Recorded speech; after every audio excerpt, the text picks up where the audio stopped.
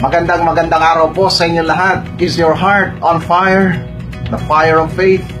The fire of love for Jesus?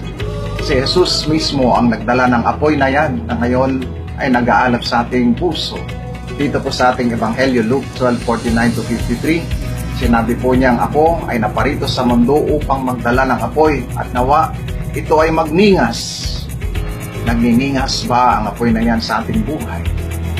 Tayo ba'y gustong-gustong lumapit sa Panginoon sa panalangin? Kinasasabikan ba natin na makaniig siya sa banal na misa, ang marinig ang kanyang salita at matanggap siya sa banal na komunyon? At gustong-gusto ba natin na mahalin at tulungan ang ating kapwa?